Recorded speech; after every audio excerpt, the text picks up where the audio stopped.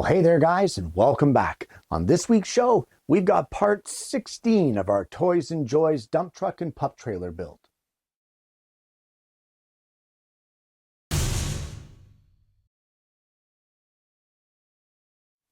Well, I've said it before and I will say it again. This is the longest build video series that I have ever done here on the show. And I'm going to say it also right now that chances are once we get the truck done, I'm probably going to take a couple weeks break to do some of the regular programming before I get into the trailer build. Now, the trailer build is not as extensive as what the truck build is, so it shouldn't take as long. Not even close, but I kind of need a bit of a break. So we're going to move forward, do a couple of the regular woodworking shows, and then we can get back into the build after that. So without further ado, let's get over to the bench and get today's stuff started.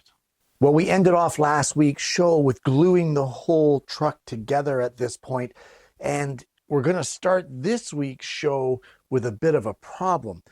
Sometimes, even though you do dry fits, something goes amok, and I don't know why. It just happens. And if we look here, look at the level of the roof of our cab and look at our cab protector. We are kind of out of whack here. This is really strange. I never noticed it during the dry fits. If we turn the model around, we can see here that we are actually raised up a little bit on this side. I don't know why that happened. I have no idea. But it appears, in looking at this, that the one bracket on this side is just a tiny bit higher. And it has changed the whole trajectory, we'll say, of the dump bucket. So the first thing we're going to do is we're going to repair this because I don't want to continue with a twisted bucket like that. So I think what my issue is here is the actual back bracket that mounts the 1/8 pin. I believe it to be a little too high. So this is the part where it takes your nerves and tests them. So we're going to place a 1/2-inch chisel here carefully on the glue joint. And what I'm going to do is I'm going to take that chisel and just crack it in there and try to break the bracket off. I may have to remake it, but it's a small price to pay. So let me get that done and see how we make out here. Okay, so I managed to break that out of there. Here's some of the pieces of it. And you can see that the dump bucket dropped down immediately and now sits flush. If we look at it from the front end now, we can see that our dump bucket is sitting parallel to our roof. So we've corrected that problem. So I just have to make a new bracket for the back end. But again, it's a small price to pay to be happy with the outcome of your model. And there we go. That is now fixed up. This is nice and parallel, 1 1/8 of an inch from the roof of the cab on both sides. I'm much happier with it now. I lost almost 2 hours on the build as far as getting some work done. But you know what? That's time well spent when you're happier with the result. So the next piece that I want to turn my attention to is going to be this vent bracket. I've kind of been avoiding these pieces because I've been toying in my mind as to how I want to make them. So the first thing that we're going to do is the vent bracket. And for that, we need some 3/4 inch dowel. Now, we need to split this in half, but what's an easy way to do that? Well, let me show you. What I've got here is just a scrap of plywood that I have cut a very shallow dado in over at the table saw. I've just made multiple passes. And on the end of my dowel, I have marked here a vertical line as to where I want to cut my dowel and an X on the opposite side as to which piece is going to be junk. So essentially what we want to do is I want to place this here in this little jig, we're going to call it, use a square to line up this line and make sure that that line is vertical, perfectly 90 degrees to the bandsaw table.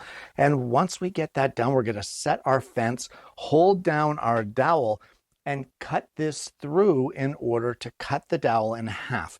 Now, because the bandsaw teeth leave a little bit of a saw marks, they always do.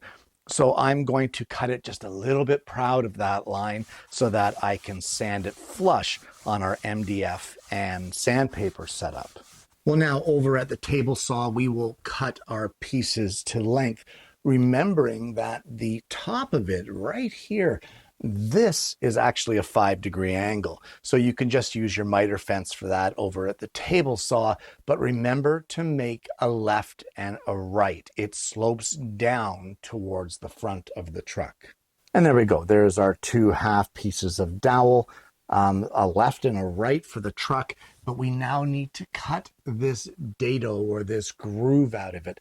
So how can we do that? Well, it's on the short side of the dowel. So the first thing that I'm going to do is I'm going to use my Incra T rule here, and I'm going to mark our horizontal lines that denote the top and the bottom. And there is our top and bottom of our cutout.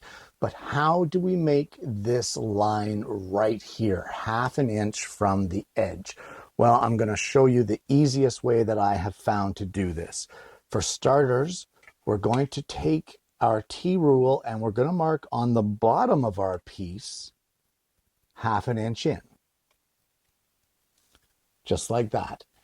And then we're going to transfer that 1/2 inch up to the top surface here, like that. Can you see that? We've marked it. Now, what we need to do is we need to head to the table saw, believe it or not. And we're going to line up that line that we just transferred with the edge of our miter slot on our table saw.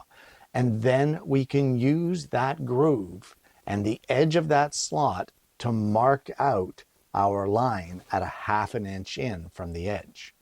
And at this point, we're just going to take this over to the scroll saw, laying the flat edge down on the scroll saw table. We're going to carefully cut this out. Well, the next piece that I want to make on this build are going to be these vents. Now, guys, this is kind of an odd piece. I've really toyed around with how to make this. The problem is that I have a 1/16 inch straight router bit, but these grooves right here, these grooves are 5/16 of an inch deep, and my router bit will only route 1/4 of an inch deep. So I toyed around with using the bandsaw blade, files, etc., but I've decided that what I'm going to do is I'm going to cut them, but I'm going to cut them to the maximum that my bit will allow and just see if it works out. So just like I did on our spring pieces, and just like I did here on the grill, I have marked out all of my spots where I need to router.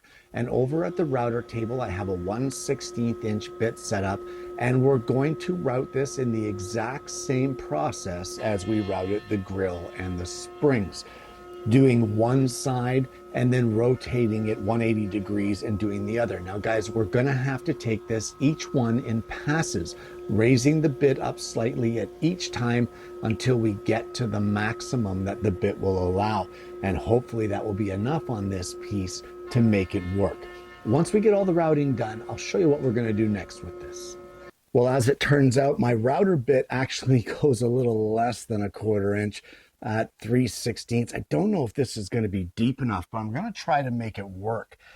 I've made a marking template for this side profile of our vent, and I've squared off the ends of my blank, and we're going to mark out the profile and cut it over at the scroll saw, and we're just going to see how we end up. And that's what you end up with. Now, although it's not exactly like the print and my vent grooves don't come right to the end due to the restrictions of the router bit that I have, I'm okay with it, really. I think you put that together with the vent bracket, and look at that. That looks just amazing. It looks fantastic. So I'm not concerned about that at all. The only thing that we want to do now, and I don't even know if it's necessary, we have this vent cap. Now, guys, the purpose of the vent cap is to make it so that these grooves that are here are not just sticking out the end. It's got a solid body to the end of it. But with the way that this routing worked out, that solid body is already built in. So I think what I'm going to do is I'm going to keep this just like this, and I'm going to use a sanding block, and I'm going to round off these corners here to put that 1/16 inch radius. And I may even curve this down just a little bit and make this the complete piece without that vent cap. But if you're going to use the vent cap, or if you're going to make the vent cap, all you want to do is take a 3/32 thick piece of whatever species you're using, cut it to the dimensions on the plans, which is 5/32 of an inch long, glue it right on the end of your vent here, and then just like I'm going to do on here, you can then just hand chamfer this to fit it and get it to look right. So that's how you would do the end caps, but I'm not going to worry about them because I kind of like the way that this looks the way it is. And with those glued together, they can get glued onto your model, and they will get lined up perfectly with the joint between your hood and your door and 1/16 of an inch below where your top of your hood, your engine compartment top, meets up with the body. So it'll get glued on something like that. Well, the next piece that we're going to make will be the headlights. We need two of them. Guys, a simple piece. I've just taken some 3/32 inch thick stock. I have ripped it to 3/8 of an inch wide and squared off both ends. Now I've placed a mark here 1/2 inch in from the one end, and over at the router table, using our 1/16 diameter router bit, I'm going to actually use my miter fence from my table saw and set it up to route right at that 1/2 inch mark. We're going to do a 1/32 inch deep groove here that will denote the two sides of the headlight. From there, we can just use our small parts cutting jig and cut them to length. And when you're finished, you should have something that looks like this. And all that's left to be done at this point in time is to round off your corners to achieve that 1/16 inch radius roundover on each one of the four corners. Now, when gluing small parts in like this, guys, you're always better off to use spacer blocks or wooden blocks, anything to make them uniform, because the slightest little bit that they're off and it can make it look really strange. So what I'm going to do is I'm going to use a 1/16 inch spacer on the bottom to bring it up 1/16 from this front fender extension, and a 3/16 spacer block or setup block here against the engine compartment to have it equally spaced. And I'll show you the results when I get them both glued on. And there you go, guys. When it comes to small pieces like this, you really need to use some kind of setup blocks, even if they're pieces of plastic. It doesn't matter. Metal washers, anything to get them uniformly spaced. If you don't have uniform spaces, or the things are crooked, not square to the body, those details really stick out. So make sure that you're using something to get them identical. Well, the next pieces that I want to make, guys, will be this canopy. As well, I want to make the canopy frame attachment and the canopy frame and the canopy roller. Now, this is a little bit different what I'm doing here. I am modifying a few things, and you'll understand more in just a little bit. The canopy actually calls for a 1/2 inch dowel. Well, I have a much smaller dowel than 1/2 inch because I have a plan in mind, and I'm going to get to that.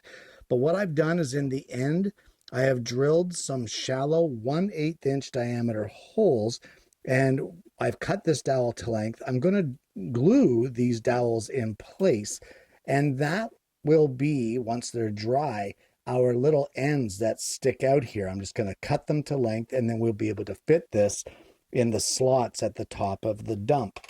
Now, As far as the Canopy roller goes, same thing, guys. This calls for a 1/8 dowel with a 1/16 protrusion on either end.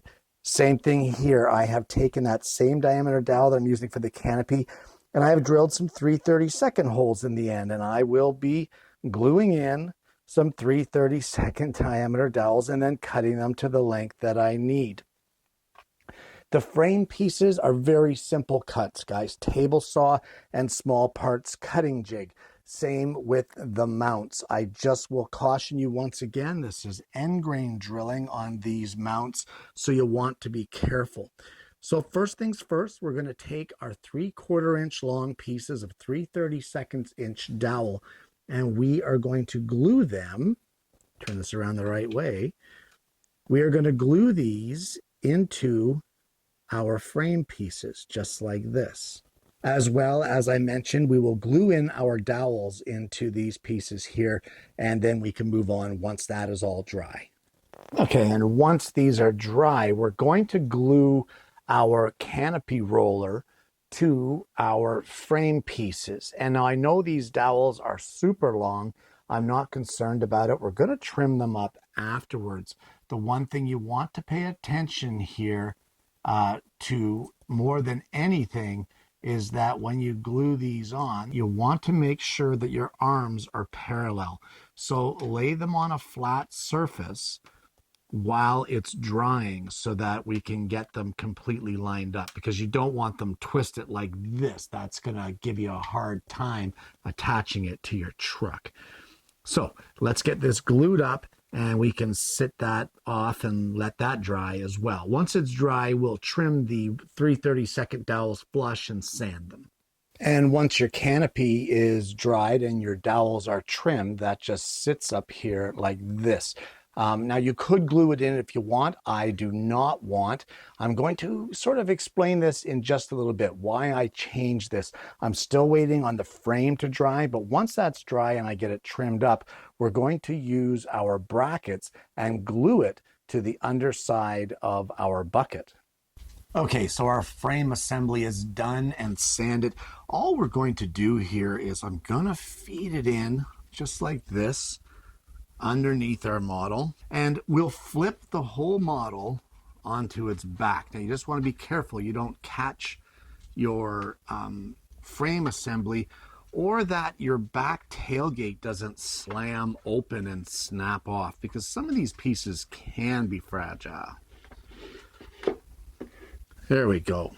All right, so the only way to really see where this bracket gets mounted here is to look on our main page on our cover photo, and you can see it right here on the drawing. So we are going to scale this off, and if we scale from this edge here where your back trim meets your dump bucket, scale forward to the edge of your mounting bracket, you will get 5¼ inches. So what I'm going to do is I'm going to very carefully lay this in here. We're going to put our mounting brackets in place over top of those 3/32 diameter pins, and we're going to glue them in, as I said, 5¼ inches from this back edge up to the edge of our mounting blocks. We're going to hold them in place there and let that completely set up. Okay, so those brackets are dried in place. The frame is not in the brackets, but I believe that the frame is flexible enough that we can pull it out and insert it. I know the tires are blocking it, just give you a different shot of how we're going to pull this out here. But guys, you may want to, for this, support the front end. I actually have the front end. You can see it on this side. I have it supported with a piece of plywood, and that is because that Canopy frame actually sits above the bucket. So you don't want to have the bucket down on it and then you'll crush it. So let me show you what the modification is here that I have in mind. Well, in order to understand my modification, you have to understand my interpretation of the drawing. And what I'm seeing, what I interpret this as being, is this larger 1/2 inch dowel right up here where it says Canopy. I think that is a wooden interpretation of a rolled up canopy. And this canopy frame here is supposed to be glued in place. That's the way that I see this.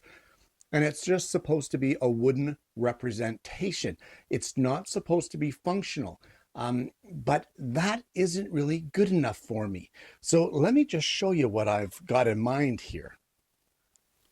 So by doing it the way that I have, this canopy frame now becomes functional as opposed to being glued in place. And this smaller canopy is no longer, in my mind anyway, it's no longer a wooden interpretation of the canopy. It is a much smaller diameter. And the reason for that is that I have some black window screen. This is just a vinyl window screen material. You can buy it by the roll. A lot of us already have this in our home from doing our own window repairs. And what I want to do is I want to tape this onto here. The reason I'm going to tape this is because when I finish the model or I apply a finish to it, I won't be able to spray a finish with this in place. So I'm going to have to remove it. So I'm only taping it in for demonstration purposes. But I'm going to tape this on here. We're going to roll it up and then attach it, again, just temporarily with tape onto the back end of our roller frame. And we're going to see how it functions as far as being a functional bucket cover or a bucket canopy. So let me get this set up and we're going to see how it works. And if my modification doesn't work and it's trash, no big deal. I'll leave the frame as functional and I can just make a new 1/2-inch diameter dowel to do the wooden interpretation using the same method of just drilling in some 1/8 dowels into the end. So let me try this and see how we make out. Well, it's going to need a little more tweaking. Right now, I have just a couple pieces of duct tape over top here to keep that roller from popping out. And the actual mesh itself is held with a couple strips of black duct tape. That is not going to be there in the final model. Chances are I'm going to use something like epoxy or even contact cement, possibly even slotting these dowels in order to feed the mesh in between and glue it in place. But either way, at this point now, what I'm looking at is this pulls out our mesh just like that. And there you go. There is the bucket cover. And if you want to roll it up, of course, you can just use your thumbs here on the roller end and roll it up tight. There you go. And that sits right there like that. Guys, I think that's going to be awesome. That is going to work for me. So it needs a little bit of tweaking. I'm going to need to make a couple of small caps to go on here to keep that roller from popping out. But we can deal with that much later. That's a custom job on my end. But if you want to try something like this, don't be afraid to modify. And unfortunately, guys, that's all the time that we have for this week. Some amazing progress. Once again, we are really in the home stretch of this model now. Now it's just kind of like the finicky little pieces that we're adding here and there to get the model put together. There's a few little small pieces there that might seem a little iffy. And you know what? There's even some of them that I eliminate because I just don't like the way they look on these models. But that's just me. You guys do you, I'll do me. Either way, guys, thank you so much for tuning in. If you haven't already, please consider liking and subscribing to the channel. We have a fantastic audience base, and I'm really hoping that you're going to consider becoming a part of that. Guys, once again, thank you so much for tuning in. I hope you've learned something today. I hope you've enjoyed the content. I hope that you're giving this a try for yourself at home with your own set of plans. But more importantly, I hope that you're going to join me again next week when I bring you yet another woodworking video.